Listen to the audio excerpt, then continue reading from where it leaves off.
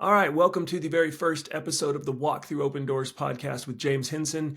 Man, it's hard for me to exaggerate how much time doing this on video has added for me, man. It's easy for me to sit down and record a podcast, or easier. It's not easy for me, but it's easier for me to sit down and record a podcast that's just audio. But now that I'm on camera, man, I just find that I've really had to overcome some limiting beliefs and some insecurities and stuff like that. But I'm excited about it. And I think that this new direction is really cool. I think it's going to take us somewhere cool. And I found that it has been really, really useful for people. So for those of you that don't know me, I have worked with people for over 20 years now. I've been a social worker. I've been a therapist. I have been a life coach. I've been a meditation teacher. And here over the last few years, I've moved more into business coaching, business consulting. I work mostly with executives and business owners and leaders. I just find that we're a good fit. We live our lives in a similar way. We have similar habits. They don't think that a lot of the things I do are crazy, that other people tend to question, like, how early I get up, how much I tend to work, just how like most of my day is geared towards something that is about growth and about helping other people and about improving myself. And, that's not something that everybody buys into, and that's cool, but those are probably not the people that I work well with. So in all the years that I've done this, I've really struggled with explaining to people exactly what it is I do. Like when I was a therapist, I was able to say, I'm a therapist, and then to say what kind of therapist. And I was always more of a generalist. I worked with all kinds of people with all kinds of issues. I wasn't just an addiction therapist. I wasn't just a marital therapist.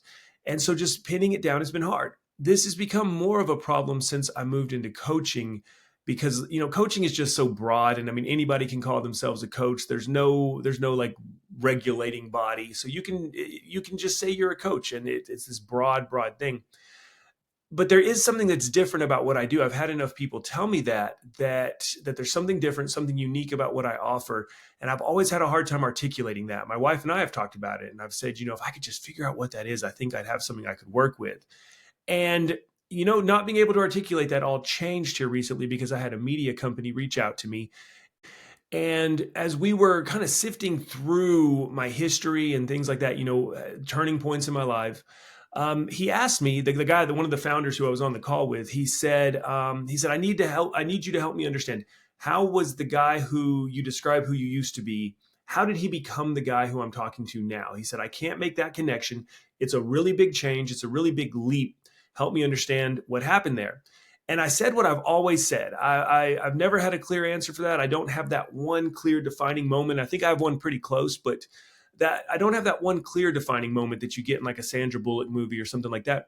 And so I said what I always say. I said, man, I walk through open doors when I see them. And if a door is closed to me, I move on.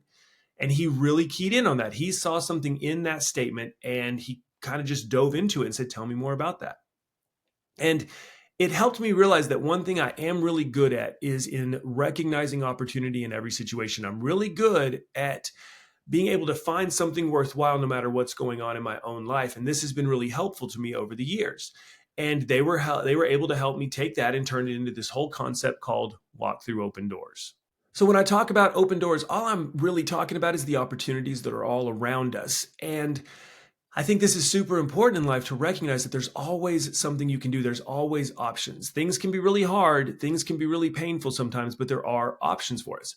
What I find a lot of people do, the mistake I see them make, is that the number one, they don't think there's opportunities. They think they're stuck where they are. They think they're trapped.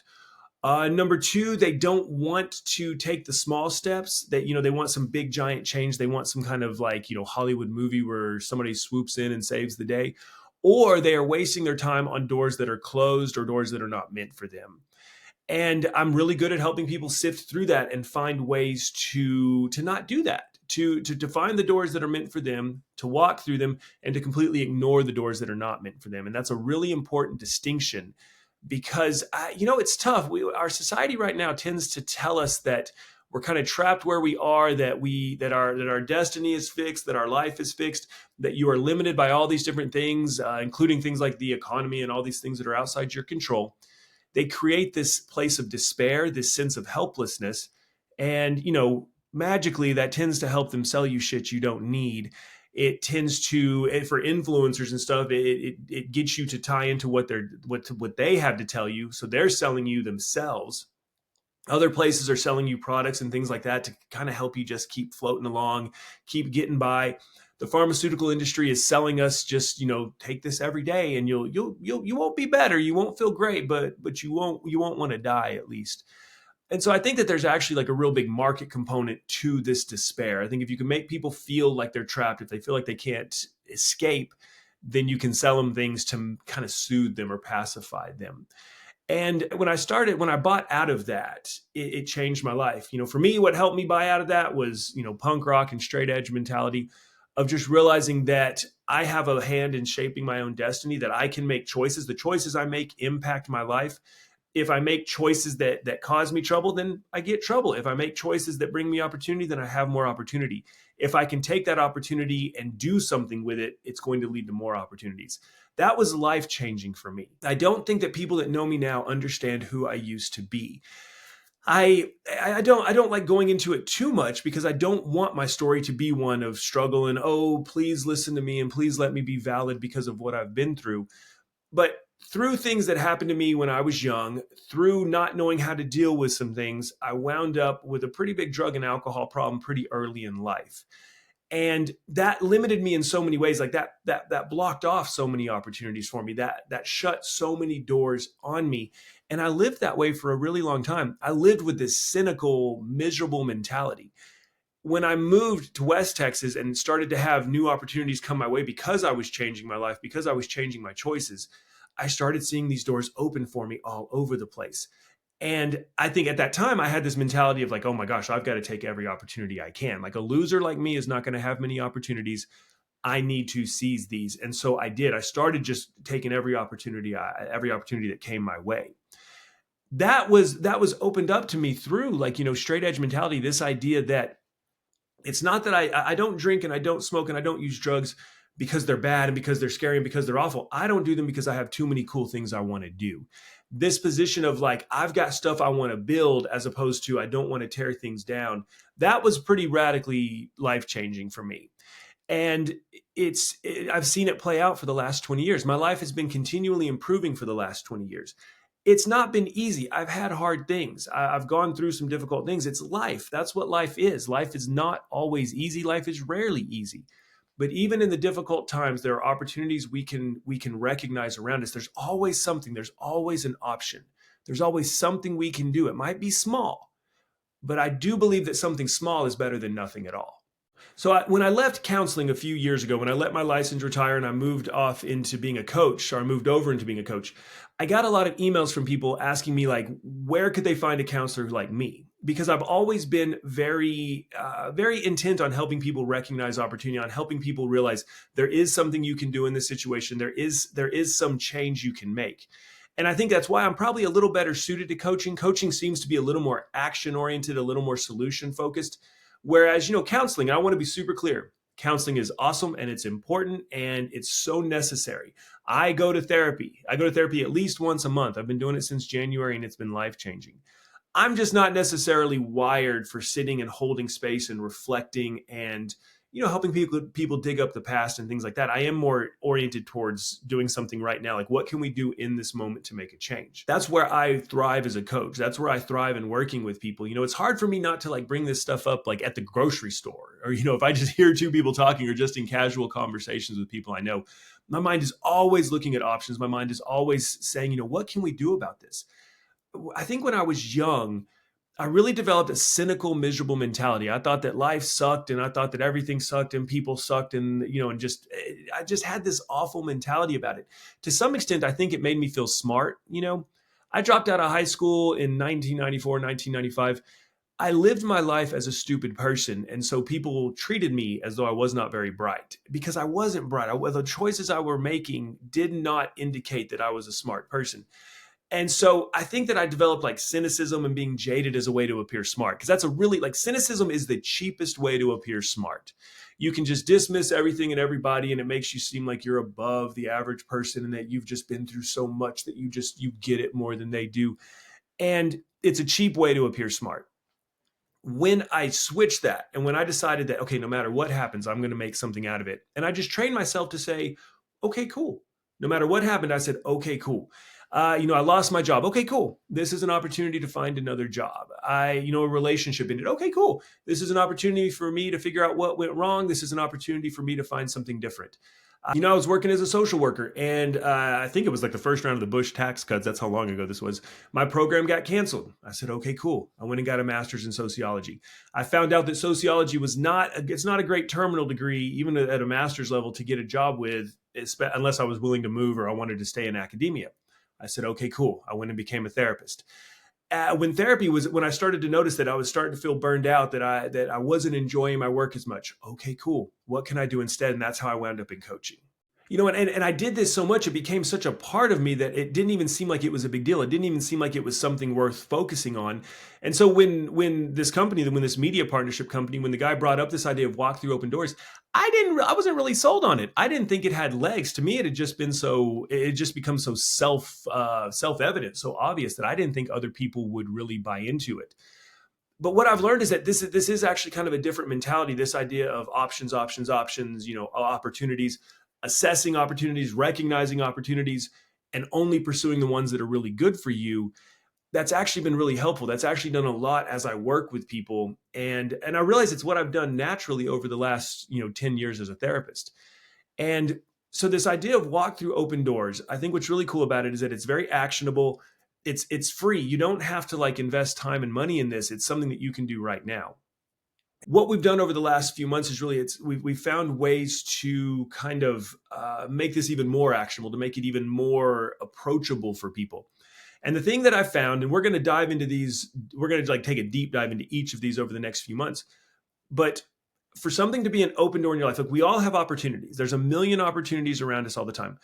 What we have to figure out are what the open doors are. What are the good opportunities for us? What are the ones we need to pursue? And the criteria I've come up with that I think really narrows it down is that for something to be an actual open door in your life, it has to be immediate, it has to be affordable, it has to be aligned, it has to be exciting, and it has to be sustainable. If an opportunity does not meet these criteria, it's probably going to end up, it's either a short-term thing that's not going to bring you long-term gain, or it's going to bring you more trouble than it's worth in the long run. So just real briefly, when I say that an opportunity must be immediate, it has to be something you can approach right now. Going to college in August, that's not an immediate open door. There's things you can do to get there, but that's not immediate. That's something that's down the line. Going to college, if you're a high school senior, that's even further down the line. So that's not an open door at the moment. There are things you can do to make it, to keep that door open down the line, but it's not an open door right now. When I say that something has to be affordable, you cannot make choices in your life that break the bank, either mentally, physically, emotionally, or financially. It has to be something that can move into your life without disrupting things. And that ties into aligned as well. For something to be an open door, it has to be in line with your values and your character and who you are, who you want to be, and where you want to go. If it's not those things, you cannot compromise your values. You cannot compromise the things central to who you are. When I say that an open door needs to be exciting, this is one of the things that people, I think we really miss as a culture. We've bought into this notion of struggle and hard work, and we have to earn everything with bootstraps and blood and all this stuff. Hey, I'm a huge fan of hard work. I work really hard. It has carried me for years and years and years. But there is something to being excited about the things that we're pursuing in our life. There's something that gives it an added element. And I'll say it has to be exciting for the people who care about us, for the wise people who we turn to. These opportunities have to excite them as well, or it's not an open door for us. And lastly, it has to be sustainable. There are so many things that I've committed to over the years. I would commit to things when I felt really good, and then I'd kind of go back to feeling normal, and I'd drop out of them. Committing to something that is going to take huge chunks of your money over the next few months. Maybe it's affordable right now. Maybe $1,000 a month for something is affordable right now. Is it affordable for the next year? If it's not, that's not an open door because it's not sustainable. We're going to take each one of those things and we're going to dive into them in a much deeper way over the next few months. It's very important to me that we are clear that I'm not dismissing struggle. I'm not dismissing that different people have different opportunities, that there are different levels of opportunities in the world. That's a truth. That's a truth of reality. There's nothing we can do about that. But we cannot let other people's opportunities or how other people have more than us or better opportunities than us, we cannot let it keep us from seeing the opportunities that are in front of us. That's a toxic narrative. That's a terrible way to live your life. That is absolutely just putting a ceiling on yourself and saying, I'm not going to rise above this because of somebody else. And that is something that will absolutely eat you alive. I let things like my mental health, addiction, just so many different things, chronic pain, all these different things, I would let those things limit me in ways. Like, I understand those things do limit me in ways. Chronic pain limits how I work out. There's no way around that. There are some workouts I cannot do if I want to be able to feel my fingers. There's some workouts I cannot do if I want to be able to walk. And so that's okay. That's an acknowledgement. That's a truth that I cannot escape. That doesn't mean there's no workouts I can do. And for a long time I did. I just didn't do anything at all because I thought, well, I've got these limitations, and I let those things become global. So we very much acknowledge different levels of opportunity. We very much acknowledge the difficulties and the hardships of life. But we also acknowledge that within that, there are things we can do. There are opportunities for us. And this podcast is going to be all about finding those, recognizing them, assessing them, and then taking action on them. That's the big thing. What I love about this idea of walk through open doors is that it is immediate and actionable. It is as simple as opening a door and walking through it, or seeing an open door and walking through it because you want to be in the room that's on the other side of it.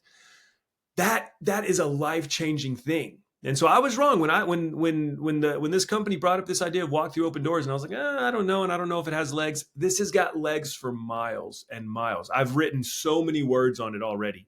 I'm really, really excited about this, and because the people that I've worked with on it, the people that I've brought it up with, and that we've approached things in this from this perspective of like opportunity, it's been really helpful for them, and I'm really excited about that. So we're going to spend the first few weeks, the first few months, it depends on how often I do these. We're going to spend the first few episodes, we'll say, are going to break down the 5 criteria. It's going to really just take us into this idea of walk through open doors in a deep way. I've got a list of people I want to talk to, I want to interview on here because they walk through open doors in their life. They seize opportunity. They don't let things stand in their way. I am going to bring them on, and we're going to have interviews. I'm going to use as many real world examples for this as I can because I want this to be something that's actionable to you. I want this to be something that you can take into your life, and it's actionable, and you can do something with it, and you can improve your life without ever paying me a dime. And I'm excited to see where this goes. This has gotten me where I'm once again excited about doing the podcast. I'm excited about writing. I'm enjoying writing about it over on Substack. If you want to check that out, it's just Walk Through Open Doors with James Hinson over on Substack. I'm going to try to post on Instagram about it. I think most of my posting on Instagram and TikTok is going to be like just clips of this podcast because I like this long form. I don't like it's hard for me to get with the constant interaction and the little just shallow, meaningless interactions of social media. I really struggle with that. I think that I may outsource that if it's something that's necessary. So you can listen to this podcast. You can get this idea of how to do this. And I think you can carry it into your life in a real way. If you think that we might work well together, you can send me an email, or I even have it set up on a Calendly now. It's just calendly.com/James Hinson. I have these little 15-minute discovery windows that we can hop on a call and just talk and see if we're a good fit for each other. I'm not a hard sell person. I won't try to push anything on you. If I don't think that I'm a good fit for you, I'll be the first to say it. If I don't think I can help you, I'll be the first to say it. I probably end up referring as many people to therapy as I do taking them on as clients, because I think a lot of people probably need to do some work in therapy before they do this kind of coaching work. But, let's hop on a call and see. If nothing else, I love meeting people. I love hearing people's stories. Most of the time in these little 15-minute phone calls, I end up like the person ends up leaving with something actionable they can do. And they don't need me. Maybe we find something useful for you, and I get to make a new friend and a new person that I know out there in the ether. I really enjoy that. So next time we are going to dive into the idea of open doors needing to be immediate. We're going to talk about what that means in a deeper way. We're going to have examples, and I think it's going to be fun. I'm really looking forward to it. To wrap up, what I'd like you to do is just let this question bounce around in your head. What opportunities am I missing right now? Like if I were to open up your mind to everything that's around you, look at an area in your life where you feel trapped, and say, if I were to list out every single option, every single opportunity, what are they? What am I missing? Look into the way you think and see if there's things if you have limiting beliefs about opportunities, see if you have limiting beliefs about what's available to you. For the longest time, I ignored opportunities because I said, opportunities like that don't come along for people like me. I had this picture of myself, and then I assessed opportunities through that picture. So just take a few moments, jot it down in a journal if that's the way you do things, and just see what opportunities are there in life that you might be missing. And then ask yourself, what would happen if I seized that opportunity? What would happen if I walked through that open door? what's in that other room and do I want to be there? And once your mind starts thinking that way, I think that once you train it to do that, it starts to see opportunities in so many situations. And it's just, man, it's as somebody who lived his life very cynical, very jaded, very miserable, it's just a nice way to live your life. It's so much better. And it's available to you. It's out there. So I'm going to look forward to talking to you next time. Thank you so much for taking the time to check this out. I hope you have a great week. I hope you look for opportunities everywhere around you, and I hope that you start to seize them.